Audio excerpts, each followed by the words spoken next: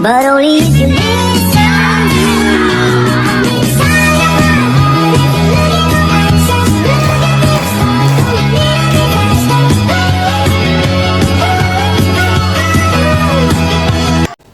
Halo semuanya, perkenalkan kita dari kelompok 2 kelas 10K. Nama saya Gusti Ayulan Dewi, nomor absen 13. Nama saya Anak Agung Febri Nadiantari, nomor absen 2. Nama saya Niputarista Kamahswari, nomor absen 33. Nama saya Gusti Ngurah Gus Margi, nomor absen 15. Nama saya Imade Martiasa, nomor absen 20. Nama saya Gusti Ngurah Hita Mutonyata, nomor absen 0. Jadi kali ini kita akan melakukan kampanye. Yuk ikutin keseruannya. Halo, selamat siang adik-adik semuanya. Siang. Senang berjumpa dengan kalian semua. Ada pepatah mengatakan tak kenal maka tak sayang. Jadi kita kenalan biar kita saling sayang. Perkenalkan, nama kakak Ibu Gusti Ayulan Dewi. Kalian bisa panggil kakak Kak Ulan dan teman kakak. Perkenalkan, nama saya Anak Agung Febri Nadiantari, bisa dipanggil Kak Lumian. Jadi berdirinya kakak di sini adalah untuk menginformasikan ke kalian semua tentang mengenai permasalahan jejak karbon. Di sini adik-adik ada yang tahu nggak apa itu jejak karbon atau pernah dengar tentang jejak karbon nggak? Belum ada yang pernah dengar gitu, belum ada? Belum, nah karena belum. Menurut kalian nih, cuaca atau suhu yang saat ini kalian rasakan itu gimana? Panas, dingin atau gimana? Nah, itu merupakan salah satu bentuk perubahan iklim. Perubahan iklim terjadi karena rusaknya lapisan ozon di atmosfer. Salah satu yang menyebabkan terjadinya perubahan iklim adalah gas emisi rumah kaca.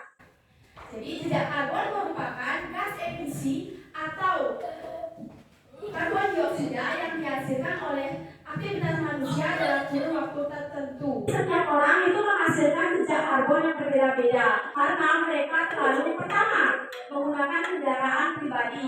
Contohnya itu seperti mobil, motor. Kendaraan pribadi disebut sebagai jejak karbon dikarenakan bahan bakar yang mereka gunakan masih berasal dari bahan bakar fosil. Contohnya bensin dan solar. Selanjutnya, mengonsumsi makanan dan sisa-sisa makanan. Kenapa sih mengonsumsi makanan disebut sebagai penghasil jejak karbon? Karena mulai dari ekstraksi bahan baku, proses produksinya, proses distribusinya.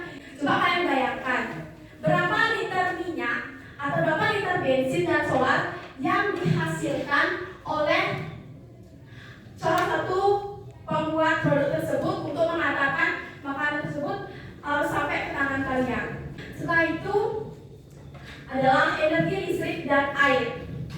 Energi listrik disebut sebagai penghasil jejak karbon dikarenakan pembangkit listrik yang digunakan di dalam negara Indonesia masih menggunakan PLTU atau pembangkit listrik tenaga uap yang berasal dari bahan bakar batu bara.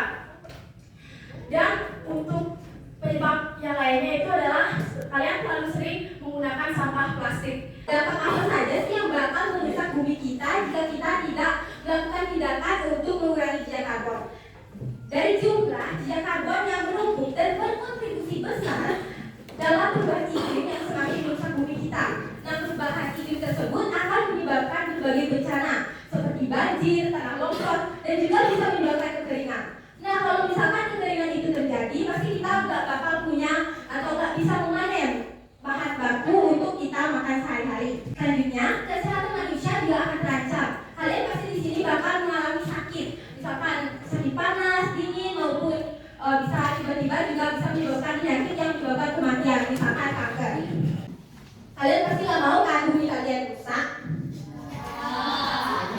Nah, karena itu kita punya solusi untuk mengurangi jejak karbon agar setidaknya bumi kita itu tetap terawat. Kita bisa mengurangi kendaraan pribadi, seperti kalian bisa menggantinya dengan menggunakan kendaraan umum, berjalan kaki maupun menaiki sepeda. Hal tersebut setidaknya dapat mengurangi dampak bagi bumi kita yang akan menyebabkan bumi kita tersebut rusak. Untuk tindakan selanjutnya, kalian bisa melakukan reboisasi.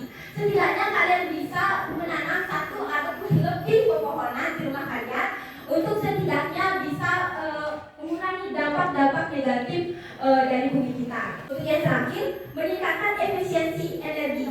Itu tuh maksudnya menggunakan peralatan yang hemat energi dan mematikan peralatan saat tidak digunakan untuk membantu mengurangi emisi karbon. Itu tahapan-tahapan yang bisa kalian lakukan untuk mengurangi jejak karbon.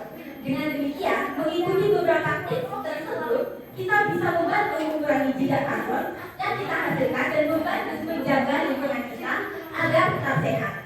Di sini Kak Ula itu punya 3 cara atau 3 cara yang bisa kalian lakukan untuk mengurangi jejak karbon, yaitu namanya 3R. Di sini yang tahu 3R nggak? Belum ada yang tahu 3R nih? Benar? Apa?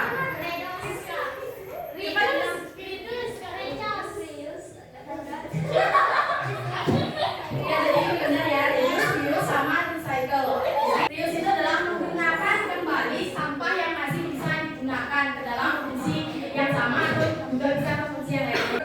Yang kedua adalah reduce. Reduce adalah mengurangi segala sesuatu yang mengakibatkan sampah. Artinya itu recycle itu adalah mendaur ulang, dimana cara kalian mengolah kembali sampah-sampah yang bisa didaur ulang. Nah, kita sudah menjelaskan mengenai jejak karbon itu sendiri. Selanjutnya, terima kasih pada adik-adik semua yang cantik maupun ganteng telah mengikuti sosialisasi mengenai jejak karbon dan dampak pada lingkungannya dan dapat merusak kesehatan manusia. Kita semua harus menyadari tindakan kecil yang kita lakukan sehari-hari dapat berdampak besar pada lingkungan dan perubahan iklim yang semakin merusak bumi kita. Dengan mengurangi jejak karbon yang kita hasilkan, kita juga membantu menjaga keberlangsungan hidup bumi untuk generasi mendatang. Mari kita bersama-sama memulai dari tindakan kecil seperti mengurangi kendaraan pribadi dan menghemat energi listrik serta mengonsumsi makanan yang ramah lingkungan. Selain itu, kita juga dapat melakukan tindakan lain seperti melakukan regenerasi. Mulai dari diri sendiri, mengubah gaya hidup kita menjadi lebih